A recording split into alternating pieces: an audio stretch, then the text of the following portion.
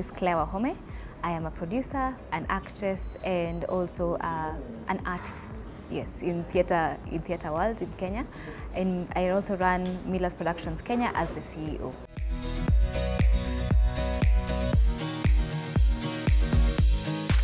I'm 26 years old. Yes, I'm 26 years old. I have been acting since primary school, actually. Primary. I also acted in high school. High school, I was able to be in the drama club of Riara Springs Girls High School.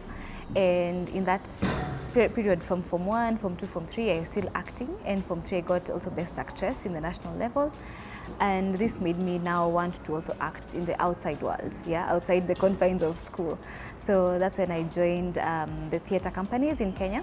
And I started off with a small company called Igiza Productions. Then I now went to Miller's Productions Kenya. I ended up now being the CEO of the company after going different roles from marketing, organizing secretary, now to the CEO.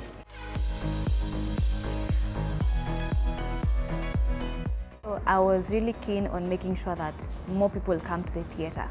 So once I joined the productions company, I was like, we can actually make this place be sold out. I'll actually go out and make sure we get guys to come and see. I'll reach out to all my contacts, everyone, and just said, I'll make sure guys fill the halls. So I think guys liked that motivation, and also that made them feel that they should also step up and reach out to as many people as possible. And during that time, I think we had a capacity of like 968 guys who came for the show, yes. And we were really excited because we never got such a huge number. And after that, guys said it is very much possible for guys to come to the theatre and celebrate art and celebrate artists in Kenya.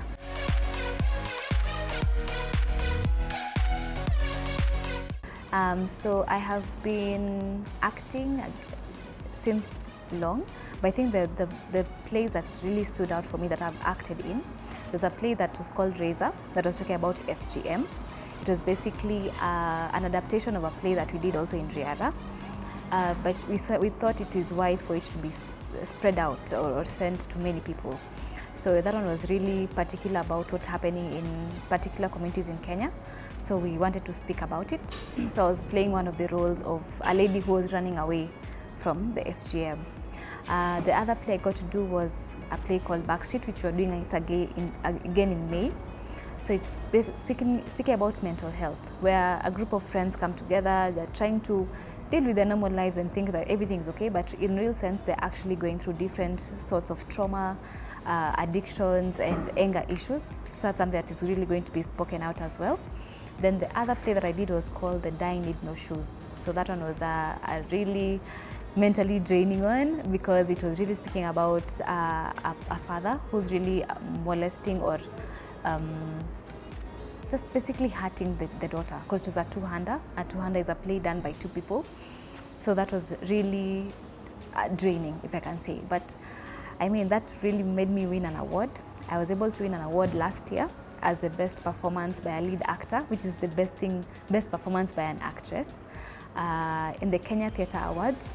That was graced by the CS, Ababu Namamba.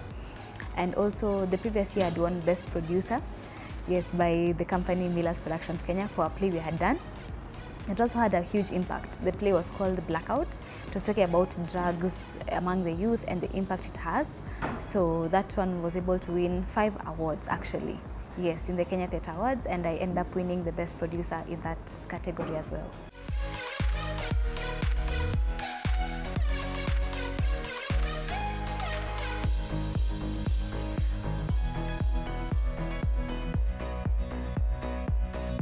For the audience, everyone looks forward to come to our plays because apart from it being maybe funny or having a light moment or an emotional moment, you leave there with a message and there's something that you get to learn. That it's actually happening in Kenya, it's actually happening in the society. Like as you mentioned, we talked about the mental health one, we talked about the drugs one, we talked about the FGM one. We recently had a play that we did last year that was talking about Jaboya. Jaboya is sex for fish that is happening in Homa Bay and Migori counties, where women trade sex for fish because they're not able to pay for the fish, so they trade in sex. So these are things that is actually happening, and everyone comes and be like, this actually happens in Kenya, we don't know about it. Yeah, so I see it in the impact, because even the feedback that I get from the audience, everyone keeps on looking like, what are we going to learn next when you come? How are you going to enjoy it? What theme are you going to think about? So it means even for them, they're going with the story.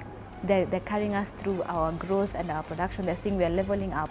We're not just going to have fun. You're going to learn something, and you're going to have an impact that can change how you operate in your day-to-day operations. Yeah, I became the CEO in 2020, which is when COVID hit, and that's when everyone was taking a stall on everything. Guys are not going to the theaters, guys were staying at home. So there was no light at the end of the tunnel, let me say. So our founder, whose name is Xavier Nato, at that time he was a bit sick, but he wanted to venture into film, because film was now what people were doing, because they are confined in a space, yeah. So he wanted to venture into film, and he said, let us do some elections so that we can see who will handle the theatre, because now I'll focus on the film. So when that happened, I did not nominate myself. Guys, I just knew I'm going to be a normal actress, I'm going to just help in marketing as usual. But when names came up and voting came up, I ended up being voted in as the CEO, and that was really shocking, because almost everyone was older than me, and everyone had been in the industry before, everyone had acted in bigger roles, everyone had known the ropes of how industry works. But I really just accepted it and said, you know what, of course it's a team effort, I can't just do it alone. So I learned working with my team. I just said, you know what, I won't do it alone. I'll have a team to support me for every sector, from the finance sector, marketing sector. I think those are things that the theatre people don't do as much, creating those structures, because they really help. Because at times, if you're the producer and the CEO, you're thinking about costumes, you think about lunch, you think about transportation, it can really get overwhelming, and you forget that you need to think about the elements of the stage, like how an audience sees it. Because what I like is giving someone an experience. Once they enter the hall, they get to feel something. They don't just think that it's a stage. They feel it's a whole experience. They've got into that world. So I just said I'm going to have structures, and they're going to help me. They're going to be people who are going to manning the various structures, and that really helped a lot, because I gave people a chance to be leaders in their own elements. If you're good in marketing, if you're good in financing, thrive in it, and if you all work together, we'll definitely make the productions even work.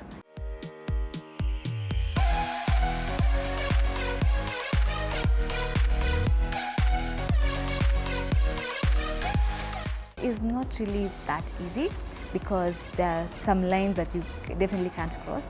But again, as you're an actress, you remember you have a director who has to tell you what to do. And despite whether they're older than you, younger than you, of a different rank, you have to listen to them, because at that point you are an actress. You're not a director, you're not a producer, you're not a CEO, you are a vessel that the director will be able to use to bring out his vision. So at that point, once I get in as an actress, I forget all the other roles that I'm doing, because at that point I have to be at the mercy of the director. Yeah. But now later on, when you're now done with rehearsing, and now we're thinking about how we're going to make this production better, and how we're thinking about logistics and all the things that need to make the production better, and that's when I step in as a CEO. But the good thing is, these are my friends, or these are people that I work with, these are my colleagues, so it's not really very difficult, but just the difficult part comes in making decisions, because now executive decisions, like when you're having the play, how things are going to go, what theme you're thinking about, those things you really have to think about it in a more serious way, because you want to know where you're taking this company. It's not about pleasing people, it's about which steps do you want this company to grow. So that point is when now you step in and now make the decisions by yourself. But in real sense, because it's a community, or it's a family, if I can say, it's good working with them. So it's not that difficult at that point. Millennials on the Move is going for a short break. We'll be right back.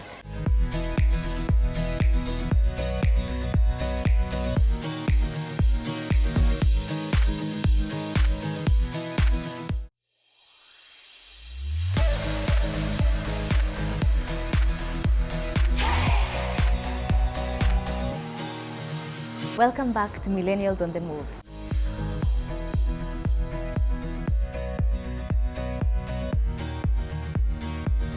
I studied telecommunications and information engineering in JKUAT.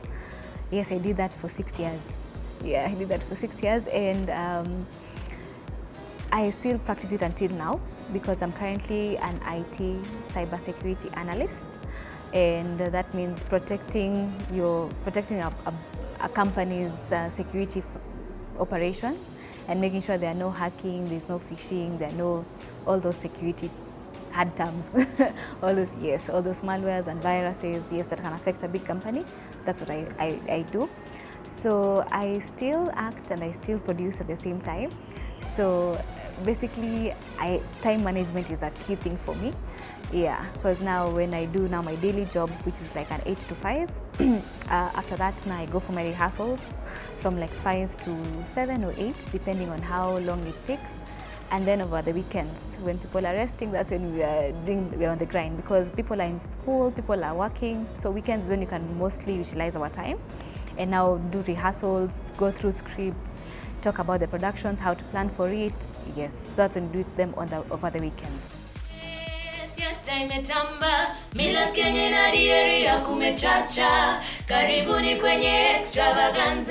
We rest when you don't have an upcoming show. At least we take a break for like a month or 2 months. But when we now decide we're having a production, we now know it's go-go. It's a go-getter culture. We're going for it, definitely. So we just know after work we're meeting. The guys who are able to meet earlier, they meet maybe at 3 or at 4. They go through their scenes. By the time we're coming, we're now running, yeah? And then now weekends, we spare now maybe one day over the weekend, then the other day we rest. The challenge that I face as a CEO is dealing with artists who have different ways of expressing themselves, different opinions, different views, and you still have to respect their views in a very respectable way and still let their voices be heard, because everyone knows artists like their voices being heard, right? So you just have to think of how to gel each and every personality, each and every character for the betterment of the company. Because at the end of the day, it's not me benefiting or someone else, it's basically the company benefiting. At the same time, it's you using your craft to be able to become better. So that's one of the challenges that I've actually had, dealing with the various personalities. People are very, very expressive. Another challenge I've had basically in the theatre world, it's not as lucrative as it should be, because it's growing. It has not reached the level where it should be, but it's really growing. So at times there may be challenges of, in case people don't come to the theatres, there might not be so much revenue to give back to the actors, and they have really put in their time, they've rehearsed for so many months, they've spent their transport, their food, their energy. So at times paying them or giving them some money, at times you can go to your own pocket, because now you have to ensure that someone is using their craft, someone has done their best, so you just have to appreciate the work that they do. So I don't think theatre industry has reached where it should be yet, but I think we're in the right steps, because now the film industry is growing, same to the theatre industry. So I believe in very few years to come, we'll be at a good place and guys will really make a living, a very decent living out of it. I hope so. Yeah, so that has been the challenges that I've had as a CEO. As an actress, the various roles have different characters, and you have to embody that character, you have to learn and be that character. So when someone sees you on stage, they don't see Clare, they see a mentally challenged girl, or they see a drunkard, or they see any other character, a mother. Yeah, so it's difficult to learn that, but that's the fun of theatre, because you get to see yourself in other person's shoes. Like you get to, okay, so this is how it is. It's not that bad, or it is that bad, and you have to see how to embody it and make it be as real and as authentic as possible. Yeah, challenge I've faced also as an engineer, but I think acting is one of my passions. So now battling between my passion and work, it can be a bit confusing or a bit strange, because someone is like, you're doing so many technical stuff, then at the same time you're going to entertain us. It doesn't strike a balance.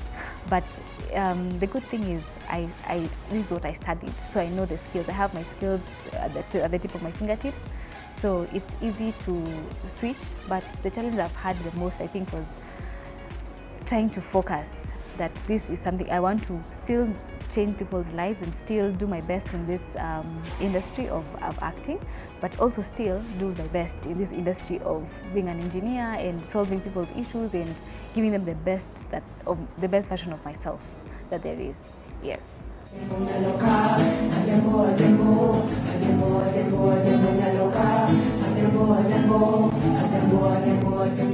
What drives me as a person is, let me say, passion. I'm usually very passionate about everything that I'm given, whether it's a small task, whether it's a big task. I'm very, very passionate about it. And the good thing, I tell people from the word go, if you give me an assignment or you give me something to do, just know I'll do my best in it. Yeah. The other thing that drives me is hard work. I'm really hardworking. Considering the balance of all those things, I try to do my best in all that. So I give my all, because I know if someone else was having given that opportunity, they will have to do as much. So I do my best as much as possible. The other thing that I go for is integrity. Dealing with people, you have to really be transparent and accountable and honest, because at times, especially in this, let me say, the leadership roles that I've had, you might be making decisions that people think are benefiting you, but you just need to be open and say, this is what is happening, this is what we have, this is the direction I want us to go, and this is, and when everyone is on the same page, they'll be able to know that you are a person of integrity. Because that one, I mean, that people will take you as seriously as possible because you're honest and you're transparent. And the last thing that drives me is being bold. I have been mentioned in many places of being bold. I'll just go and step and be like, my name is Clare, I want you to come in and assist me through this and this. So I think being bold helps a lot. They say success is for the brave, because those are the ones who go for what they want. So being a go-getter has been there from the word go. Then from being a child, when they're asking children to come and sing, I'd be like, me, even though I don't sing as much, but like, you've given me an opportunity, let me do what I can. So I think being bold, being transparent and honest, and being hardworking, those are the things that I think drives me the most.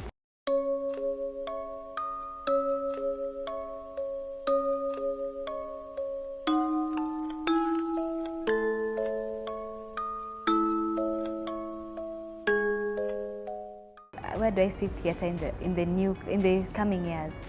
So I see theatre is really growing. Comparing it from 2020, 2021 until now, it is really growing, because the number of plays that are happening over a weekend, you can find like 5 or 6. You're wondering which one are you supposed to go and watch, yeah? So it's really growing, and if that's the momentum that we have right now and it keeps on going, I think the next 10 years we'll even have to be going for plays on weekdays, because right now it's mostly weekends. I think on weekdays is now when guys will need to now create time and just go watch, because there's a lot that is being portrayed out there. And the good thing is people are coming up with authentic stories, real stories, not fiction. It's actually what is happening, a real story, a real thing that is happening, and people connect to that, because you're not talking about aliens and monsters. We're talking about a mama mboga or a Sandudi guy, or someone who has actually gone through something. And it is so real, and so you can connect to it because it's something that you see on a day-to-day basis. So I think it's really going to grow, and it's really going to be a hub for artists, especially those who like to express themselves. Because people who start in theatre and end up going to film have a very good foundation, because you're confident, you know how to speak, you know how to express yourself. When you're going to film, it's an easy landing for you, yeah? So I think it's really going to grow, and it's going to be a hub for many artists, and maybe it can be an employer of choice for many people.